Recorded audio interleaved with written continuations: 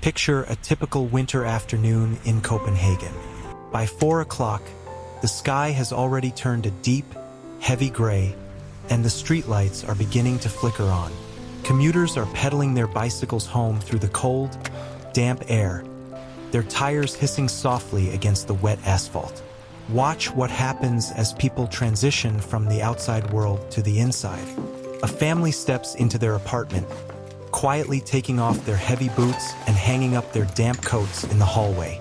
In a nearby neighborhood, a small group of friends gathers around a modest wooden table, preparing to share a simple meal.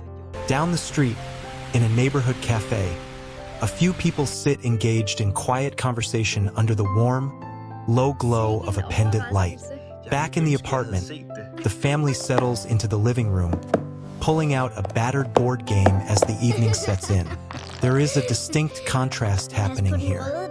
Outside, there is the dark, cold, and often wet Nordic winter. Inside, there is warmth, conversation, shared food, and quiet companionship. In recent years, Hygge has become widely known beyond Denmark. But in the global imagination, it is often reduced to a visual aesthetic. It is sold as a collection of thick woolen blankets, expensive beeswax candles, and perfectly curated cozy interiors. But for the Danes, Hygge is not simply a style of interior decoration. It is a social practice. It can appear around a crowded dinner table, in a brief conversation after work, at a weathered summer house, or during an entirely ordinary evening with friends. So why did the Danes create Hygge, and why has it remained such a recognizable part of everyday life? To understand what Hygge actually is, we first have to look at how it operates in the daily lives of the people who practice it. We need to move past the stylized photographs and observe the ordinary moments. Watch a family having dinner together on a Tuesday night. The food is not complicated. It might just be a simple stew or open-faced sandwiches. Watch a group of friends cooking together in a small, slightly cramped apartment kitchen, navigating around each other to chop vegetables. Look at colleagues lingering in the office break room for an extra 10 minutes after the workday ends, sharing a cup of coffee before heading out into the dark. Notice an older couple sitting together in their living room, reading the newspaper while the rain falls outside. Look at university students crowded onto a second-hand sofa in a shared apartment, talking over the low hum of music. Or consider a family spending a weekend away at a traditional summer house. A simple wooden cabin near the coast, where the Wi-Fi is patchy and the primary activity is simply being in the same room together. In all of these scenarios, there might indeed be lit candles. There might be fresh pastries, warm coffee, and thick knitted blankets. But those physical items are merely the background. The focal point of Hygge is less about these objects than about people, time, and togetherness. This is where the international stereotype of Hygge begins to fall apart. Hygge does not have to be visually beautiful. It does not require a flawless, expensive Scandinavian design aesthetic.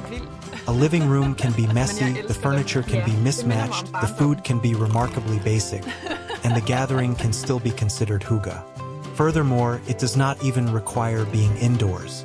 A casual summer picnic on the grass, a barbecue in a local park, an evening sitting by the sea as the sun finally sets, or a group of friends sharing drinks in a community garden can all be described as Hygge. The objects and physical environment may help set the stage, but the atmosphere itself depends largely on the people present. It is the feeling of being safe, relaxed, and accepted in the company of others. But this raises an interesting question. If Hygge is ultimately just a feeling of comfortable togetherness, why does it hold such a specific and powerful position within Danish culture? To find the answer, we have to examine the historical and environmental conditions that shape the society. It is natural to start with the Nordic environment. Denmark experiences long, dark winters and notably short days for a significant portion of the year. The weather can be cold, windy, and wet, encouraging much of everyday social life to move indoors during the darker months. However, it is a mistake to conclude that cold weather simply equals hygge. If that were true, every cold weather nation would have the exact same cultural concept, which they do not. The roots of hygge go much deeper into the social fabric of the country. Historically, much of Danish life was organized around rural communities, households, and local social networks.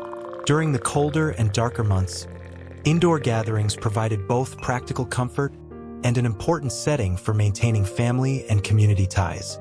Over time, this shaped how the Danes approached their physical spaces.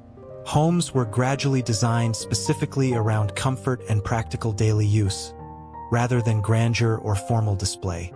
The tradition of eating together and spending intentional, unstructured time with family and neighbors became familiar features of Danish social life. But to fully understand hygge, we must also look at Denmark today. Modern Danish society is often associated with relatively informal social relations, egalitarian norms, and a strong emphasis on social belonging.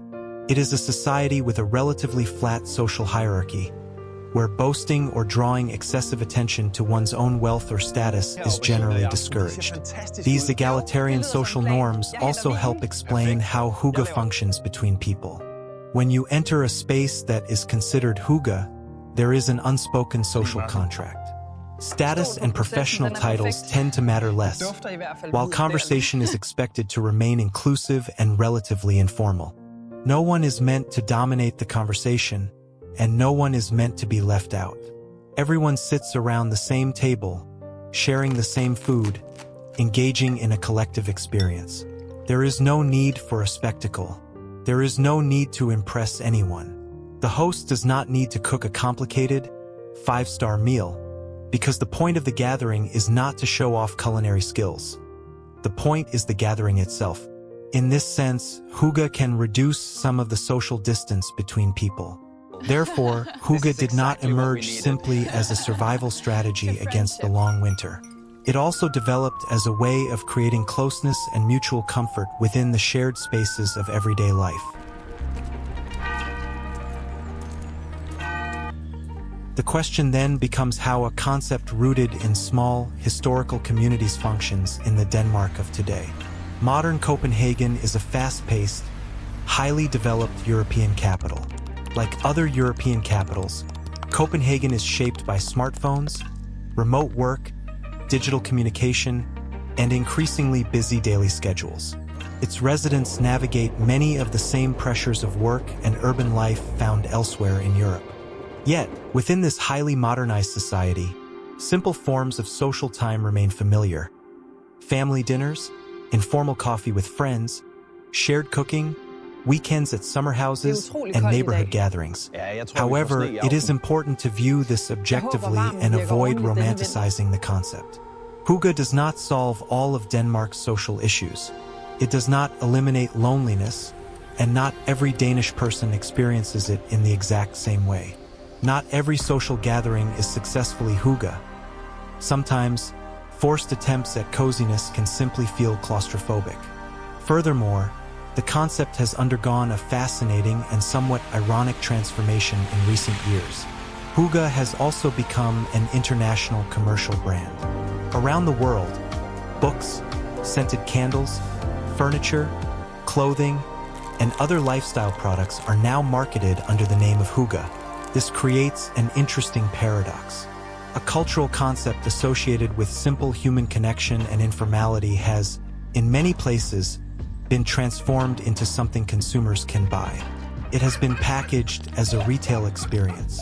But back in Denmark, away from the marketing campaigns and the export products, the core social function of hygge remains largely unchanged.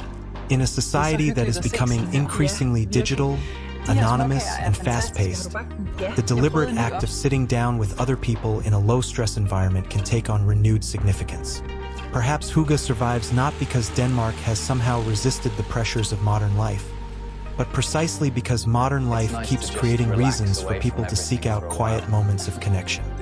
As the evening progresses in the Copenhagen apartment, the dinner naturally begins to wind down. The plates on the table are mostly empty now, pushed slightly to the side. Someone quietly reaches for the pot to pour the last of the coffee into the remaining cups. In the background, children are playing quietly on the rug.